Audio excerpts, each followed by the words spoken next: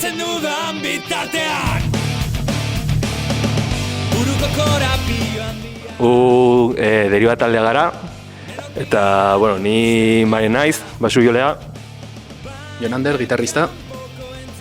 Alejandro, gitarrista eta hautsa. Eta Alex, bateria jolea. Dela 2 edo 3 urte, Jonander eta biok, beste talde batean geunden, Voltium, eta Voltium baino horretik beste 2 taldetan egon gara. Etenik ez eta 3006. Eta, bueno, talde horietan punk, metal, rock egiten genuen, eta gero Voltiumekin heavy metal, thrash metal eta hori. Baina, bueno, Voltium amaitu zen, dela 2 urte edo, eta, bueno, Jonan eta biok etorri ginen hemen Alondegira, eta musika egiten hasi ginen, eta, bueno, deriba sortu zen, musika horretatik, eta gaur egun arte. Eta deriba izenerekin, gaurko arazoak gizartean eta munduan adierazi nahi du, galduta egotea, edo ere gazteleraz esaten da deriva hacia lo malo. Eta, bueno, 2 gauza horiek deriba da. Postikoak eskutatu nau gizartea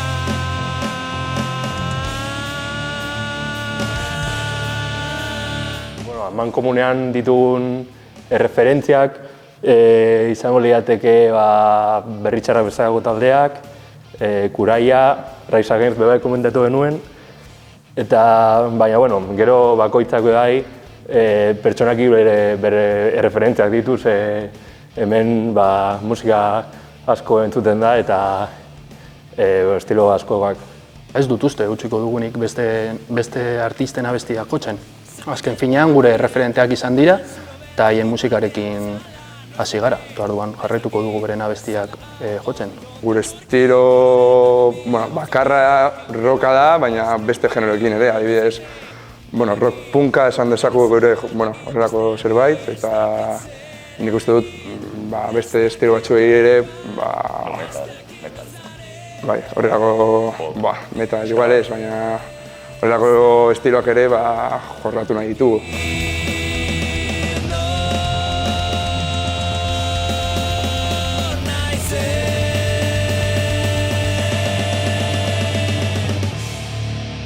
Gure letrak munduaren eta gizartearen arazoei buruz hitz egiten dute, eta, bueno, ere barruko sentipenei sentipenak adierazten dute.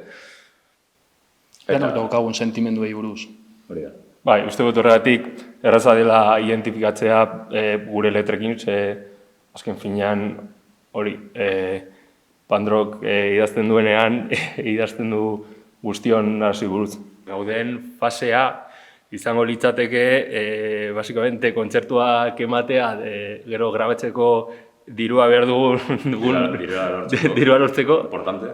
Eta, bueno, lau abesti hori jorratzen, hemen entxegoetan.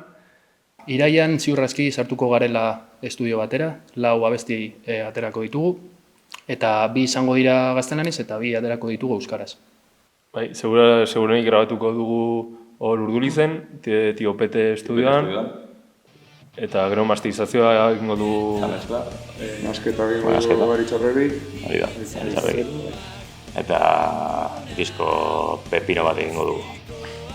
Bueno, azkenik eskerrak ematea Iaraldeako jendeari, eta, bueno, espero zaituztegu Ugarteko jaietan, abuztuak 3.